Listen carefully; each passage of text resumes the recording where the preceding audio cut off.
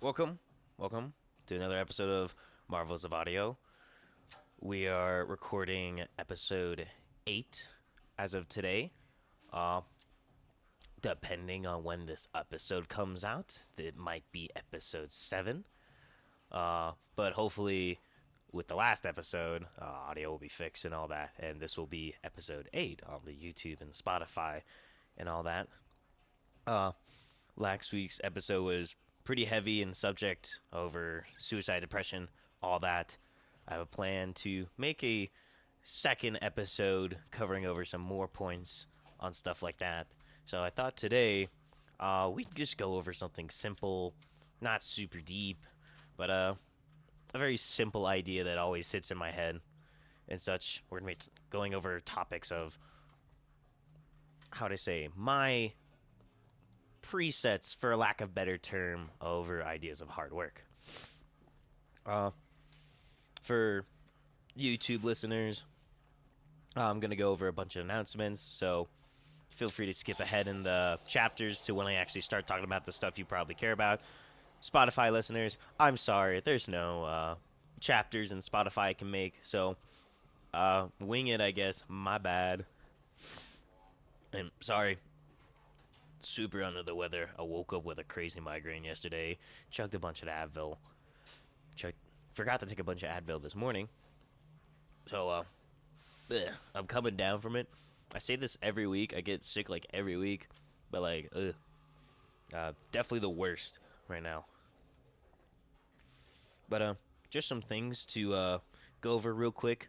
One thing that was brought up to me was what's the point of the recommendations I make at the end of every episode? There's two reasons that I do that, and I have not done it justice to ever elaborate on it, so that is my bad. But there's two reasons why I make these recommendations. One, there are potential things for future episodes I would like to discuss. Think of it as like me returning to that episode I talked about. I leave a recommendation, and I add upon it on another episode and such. Usually, a lot of stuff will be based on those recommendations I make for future episodes. Same thing with last week's episode. In a previous episode, I recommended Good Morning Sunshine by the Narcissist Cookbook. And if you did your homework, you already had a little bit of context for it. I do think, I don't think specifically having to listen to these albums or reading these comics are very important, as I already give a general, how would I say, bare minimum of what you need to know analysis of these things to, get a grasp on the episode and such. The second reason is, of course, I just want people to listen to these music and read these comics. Some of the artists I talk about are pretty well unknown, even among my generation, older generation. It's quite impressive. I was really surprised when I had the Happy Fits episode, and I had dozens of people telling me they've never heard of this band. I was like, I thought these guys are like mainstream and such. Just goes to show how broad, like, the spectrum of music taste, and all that is. It's just how the ball bounces, you know. Uh, as you could tell here, we're also doing a new setup. This makes it a lot easier to be consistent with the audio and such. Makes it more crisp and such. If you don't like this setup, please let us know. But if not, we're going to keep rolling with this. And then just the usual shout-out stuff. 6 to 10, dinner service here at Remix Audio Bar. We are live here Friday, 10 a.m. That's when the episodes always start. 222 North Guadalupe Street.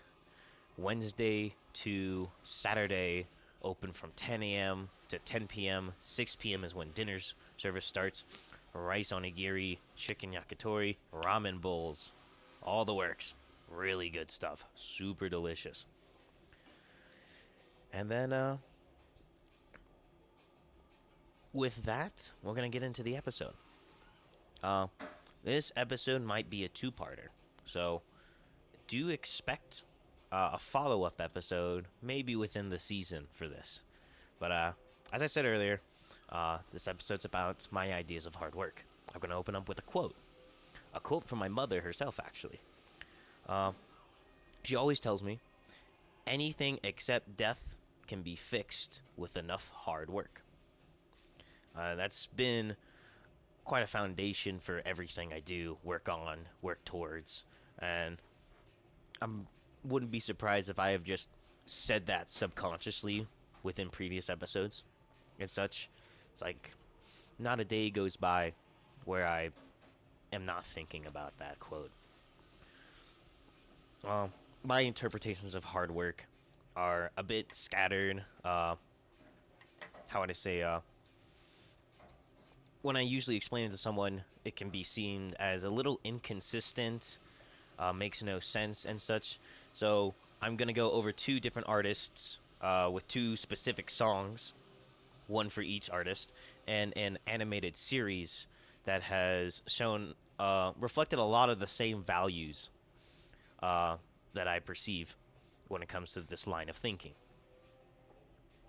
Uh, what I want to first go over is what I would say is my ingredients for hard work, essentially. The first artist we're gonna go over is Desrox. Specifically the song "Living Proof." Sorry, I gotta take off my glasses. Woo, these are digging into my skull. But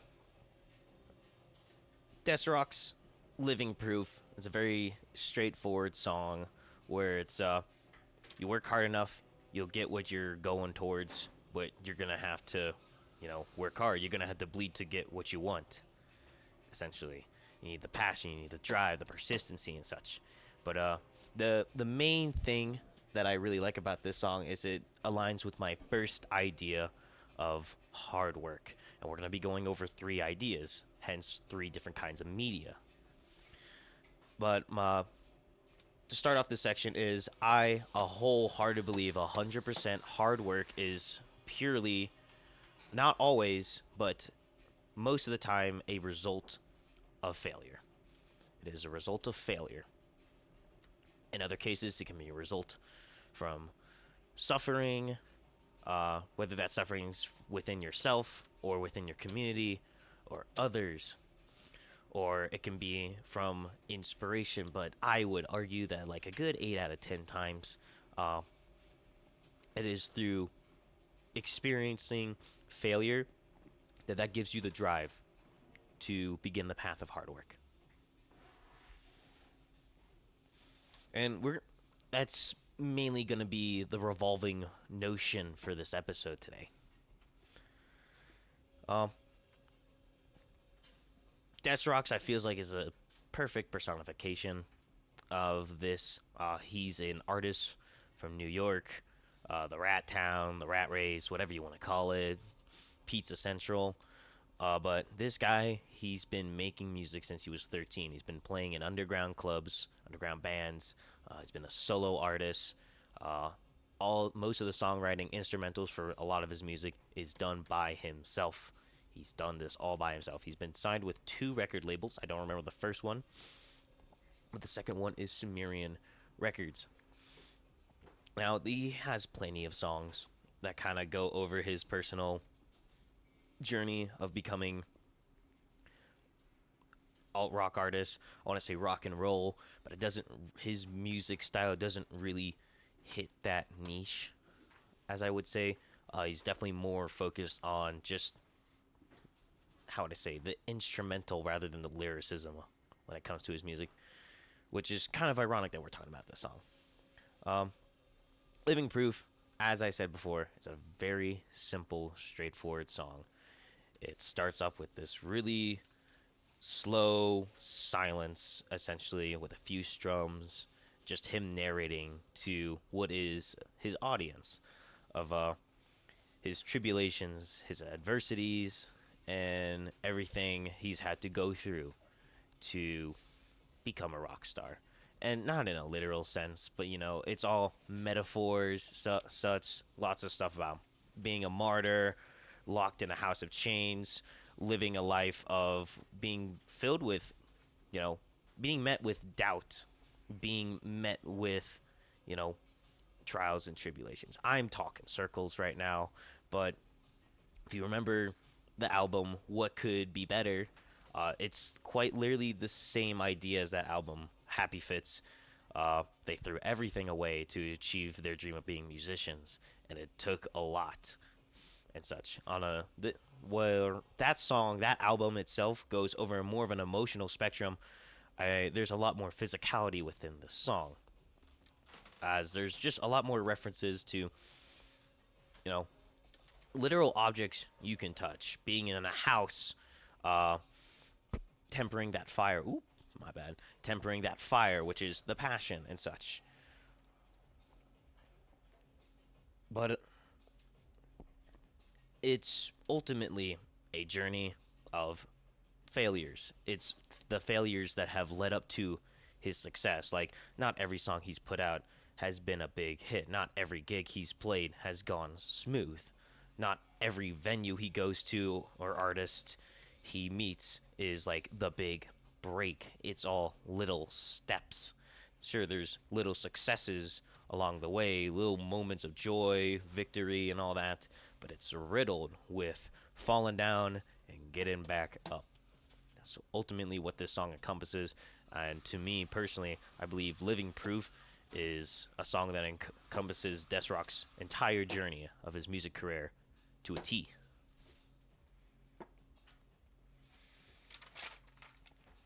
As to go over the next thing, we'll get to the second artist in a bit, but I want to go over Hajime No Ippo is what we're going to be talking about for the show. It's a anime, Japanese anime.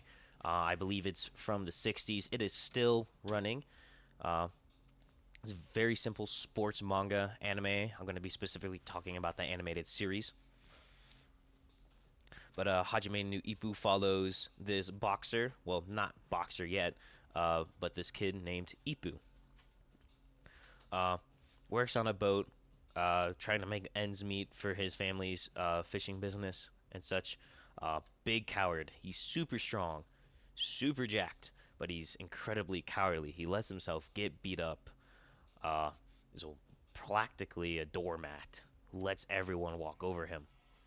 And it's not until one day he's getting bullied. This one boxer walks up, beats the hell out of all the bullies, and Ippo gets obsessed with this guy. Follows him on his jog to the boxing ring, and then and there is when he begins his journey of becoming a boxer. And that's where we come to our second point, which is hard work won't ever betray you. If you give it 100%, you're gonna get 100% back. You give it 110% back, and you'll receive 110%, and so on, so on, so on. Hard work will never, ever betray you. However, I tend to see this misconception that if you put in a ton of hard work, and I hate to be a negative Nancy here, but that's not going to guarantee you success. It's just not. It's the biggest ingredient to achieving what you're working towards. But just hard work isn't going to get you there. There's tons of things, such as circumstance, experience, your emotional and mental state maybe, and just whatever malarkey happens in your day-to-day life. Stuff happens and all that. However, I would still argue that's not hard work betraying you. Because say you work really hard towards something and you don't get it. You feel like you put 110% into it. You did the very best you could. No one can fault you for that. But you didn't make it. You didn't finish first, or you didn't hit your deadline, or you just fell a little short of whatever you were trying to reach. That doesn't mean the work you put in is just all gone. Like, it vanishes from your hands. It falls loose between your fingertips like sand. What you learned from all that is ingrained into your muscle memory. It's ingrained into your head. It's ingrained into your emotional spectrum. It's a lesson. and it's something you taught yourself, and it's reinforced by that failure. It puts it into perspective, gives you a scope of, okay, what did I do that I fell short here? What can I do even more on top of what I've learned, what I've achieved? And that's the whole idea of being a boxer. Uh, Hajime no Ippo is not a anime that's focused solely on the boxing. It is solely focused on the lives of being a boxer. Yes, the high action moments are when these two dudes get in the ring and they duke it out. But my favorite part of each one of these fights is the grueling, treacherous training and living their day-to-day lives that lead up to these matches. Uh, for example, one of my favorite characters, Takamura, boxing is his life. He dedicates everything to it, sacrificing relationships, comfort, his cozy life that he had to work his way to becoming one of the greatest boxers in history and such. It's all he thinks about, it's all he does. And then there's Ippo, who begins his journey of boxing, and it becomes his whole life, his everything. However, he, how would I say, doesn't exactly realize that yet. He gets, with every fight, every bout, he gets more and more passionate until he works his way up to becoming the Japanese champion. While Takamura is aiming to be the super heavyweight and eventually participating in the world circuit, uh, Ippo is staying within the Japanese circuit. And I like the parallel between these two characters, because where Takamura's life is riddled with boxing career is riddled with success, Ippu's career is you could see the cracks of failure within it, and such. Takamura, every fight he has, it's a win, full blown knockout and such, but it's never an easy victory because it's all super close. There's one fight, not David Hawk, that's David Eagle, but there's a Hawk versus Takamura, which is one of the first World Circuit fights, essentially. It is, boxing, 15 rounds, 10 rounds, and such. I don't remember how many rounds it goes for, but it's 3 episodes of just Takamura getting slapped silly and such until it gets to the final few rounds where both of them are running out of steam. And Takamura is reflecting on everything. He's given up all the pain and all that, while Hawk is supposed to represent the lack of commitment to the boxing life and such. And that's what's ultimately leads to Takamura winning. Takamura wins the fight because he worked harder. He dedicated more to boxing. Whereas in Hawk is supposed to be a reflection of he's done nothing. He's just naturally vicious, awful person, loves to punch and such. And that's ultimately what gives way to his loss. He doesn't have the will, the dedication. He didn't put in the work for this match. I just tried to adjust my glasses and I took them off. Phantom glasses. Whoopsies. Where does Ippo fall into that line, though? Ippo, it's more of a path of learning rather than the routines of it. Learning different methods, tactics, techniques of being a boxer and such. But my favorite thing about Ippo is that compared to Takamura, where boxing is his life, boxing is just an add-on to Ippo's life. He works hard for it. He puts his everything into it. But it's when he gets his first chance at the Japanese champion belt where he just falters. He loses will and such. And that's because the Japanese champion put in... It's the same thing as Takamura. Takamura put in more work to get where he is. Same thing with the Japanese champion. He put more work into keeping the belt, whereas in Ippo he didn't. Which is it's heartbreaking because we go through this whole arc where he kind of in a sense subconsciously neglects his training, with pursuing a romantic life, friendships, and such. And it's ultimately leads to an lack of confidence in his skill, and that is what's ultimately his downfall. However, following this loss, uh, the next match he has is an immediate wiping the floor with his opponent, and that's how every match continues in the anime. He is putting everything into it so he doesn't lose like that ever again. It's that hard work that he's now putting into being a boxer is a result of his failure. And he realizes that his failure was a setback. It really hurt him. It really brought him down. It destroyed his confidence. But what he learned in that fight was invaluable. And it served him to propel him even further as a boxer. There's nothing much more I could say. If I did, I'd be going into like the manga stuff and all that. But that is such a much more in-depth stuff that would require a whole nother dedicated episode for.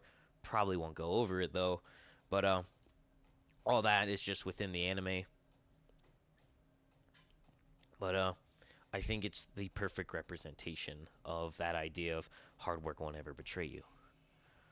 Because that's what I see in boxers who take it seriously. It's not just a gentleman's sport to them. It's not just a way of, wanting to fight better or let out their anger and such. It is a lifestyle for them, and they work hard for it because they give everything towards it, and it gives it back full force. It's just a matter of how much you're willing to give for it. And here we're going to touch on the third topic now. So we've gone over hard work as a product of failure. Hard work won't betray you. This is a bit of more of an add-on to what I just talked last time, but it's very important to make this an individual point. As you can see, I'm circling it in my little notebook right here. But hard work is invaluable. For the same reasons I talked before, it's never going to betray you, and what you learn from it is incredible. But I think it's very important to go a little bit deeper down into the finer, more precise details of what I mean about that. And so we're talking about this one band, the Airways. They're a punk rock band from, I believe, UK or some other part of England, maybe. I'm not too familiar. But there's this one song called One Foot. And it's this whole idea of this one guy who's just a bum. He sits on the couch all day in his mother's house, watching Netflix, getting high, doing nothing. And the song starts with him just getting the whole idea of, I need to start doing something. And it, how would I say, quite literally, I use this term a lot, but it handholds you through his journey, as it's him saying one foot in front of the other and repeating that lyric for the chorus. One foot in front of the other. One foot in front of the other. And to anyone who's heard that, yeah, you're going to hear it all the time when it comes to topics of getting through something, like getting out of a rut or working through something or whatever you're going through. And as annoying as it can be to hear it 100 times, it is the most tried and true thing. That is the whole basis of this podcast. We've been doing things step by step, one foot in front of the other. Anything more than that, and we might trip.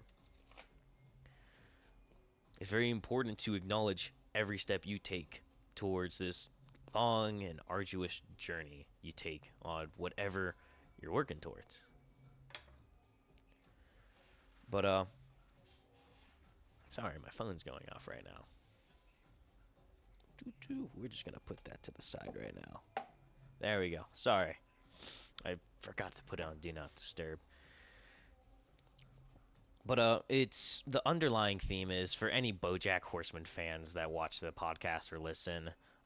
It goes over it's the whole message of the song is every step sucks.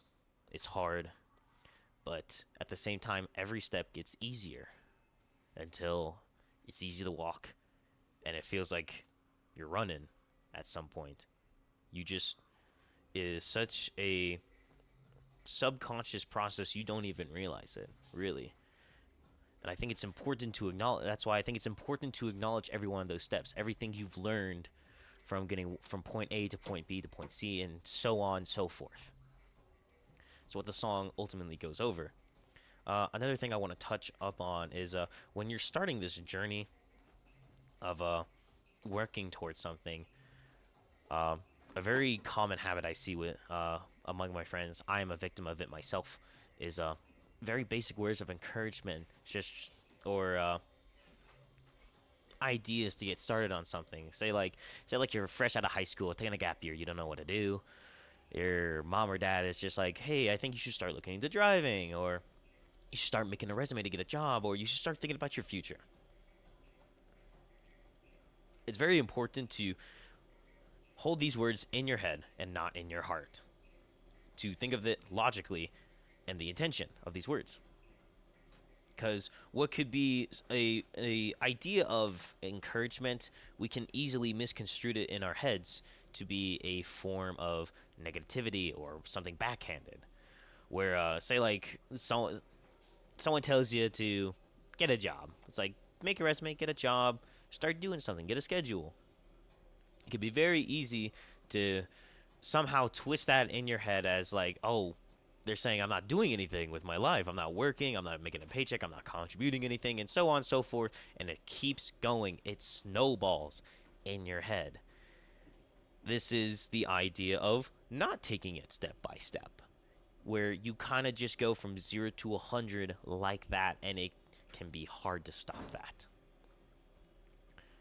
That's why I must emphasize, like I'm repeating myself here so much, but you have to be so conscious of each foot that presses against the dirt, asphalt, sidewalk, or whatever it is, metaphorical or literally, and such, until it becomes second nature to not think like that and just change your tune. But it's basically most to go over. There's plenty of other songs by the Airways that I would love to go over. However, they don't really fit the theme of this episode and all that. Maybe further down the line, I would like to go over some other, how to say, topics that their songs go over. But another episode for another day.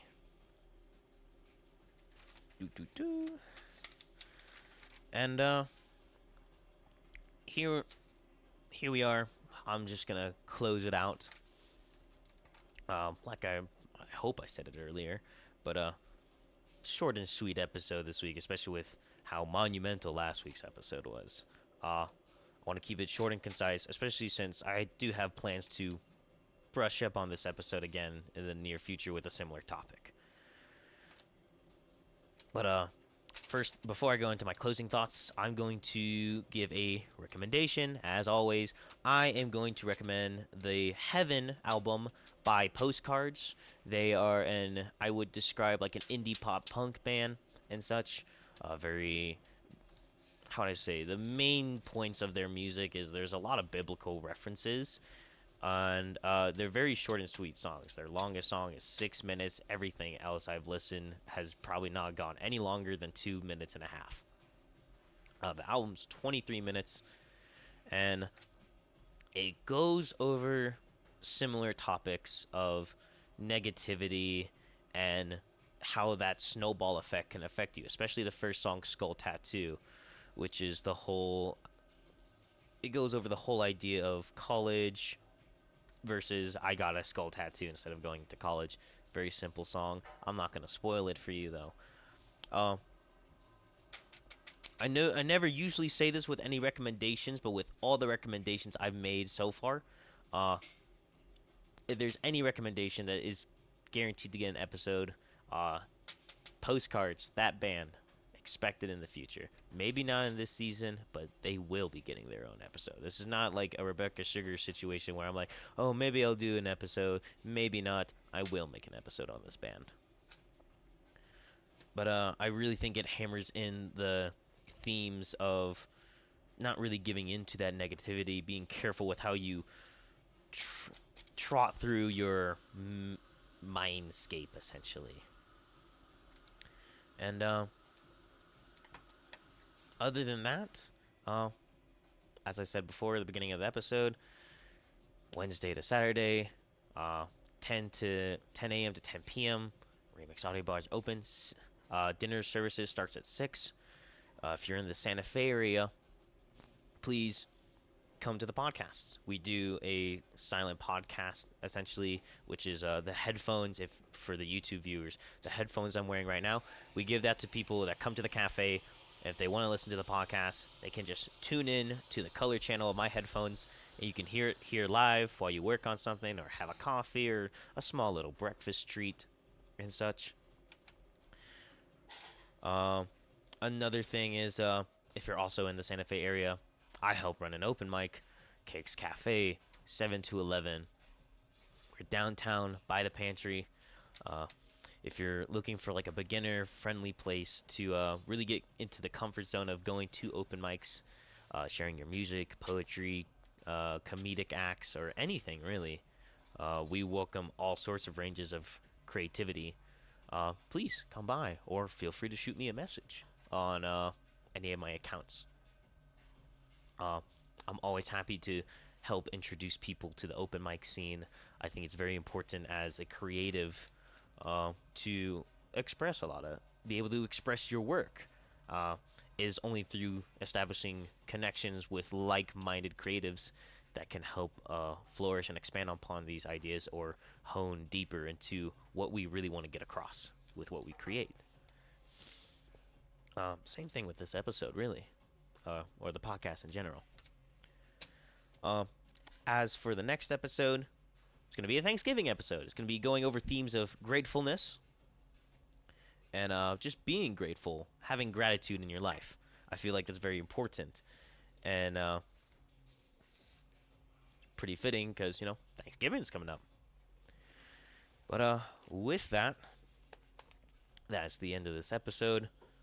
Please let me know how you think of this new audio setup and such. And as always, you can reach out to the business email or the podcast Instagram as well if you have any questions or inquiries. I can't believe it took me like 8 episodes to say that. Kind of feel embarrassed. It's just a brain thing. But yeah, I'll see you guys next week. And thanks for listening.